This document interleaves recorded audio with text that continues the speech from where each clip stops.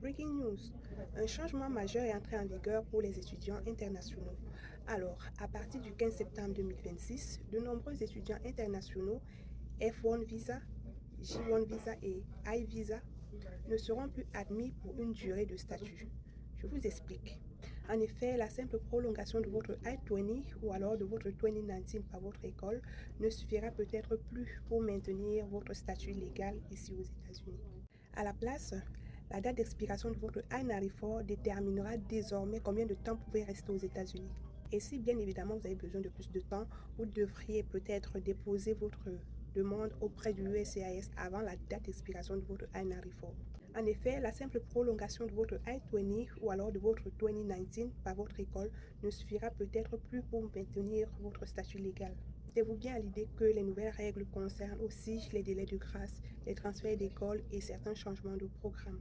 Du coup, si vous étudiez aux États-Unis, vérifiez votre I-94, revoyez la date de fin de votre programme et comprenez comment ces changements peuvent affecter votre statut d'immigration avant de prendre des décisions académiques. Si vous avez des questions, contactez un avocat spécialisé en matière d'immigration afin qu'il fasse le taf. Bonne chance à tous les étudiants. Breaking news. Un changement majeur est entré en vigueur pour les étudiants internationaux. Alors, à partir du 15 septembre 2026, de nombreux étudiants internationaux F1 Visa, J1 Visa et I-Visa ne seront plus admis pour une durée de statut. Je vous explique. En effet, la simple prolongation de votre I-20 ou alors de votre 2019 par votre école ne suffira peut-être plus pour maintenir votre statut légal ici aux États-Unis. À la place, la date d'expiration de votre I-94 déterminera désormais combien de temps vous pouvez rester aux États-Unis. Et si bien évidemment vous avez besoin de plus de temps, vous devriez peut-être déposer votre demande auprès du USCIS avant la date d'expiration de votre I-94. En effet, la simple prolongation de votre I-20 ou alors de votre 2019 par votre école ne suffira peut-être plus pour maintenir votre statut légal. Mettez-vous bien à l'idée que les nouvelles règles concernent aussi les délais de grâce, les transferts d'école et certains changements de programme.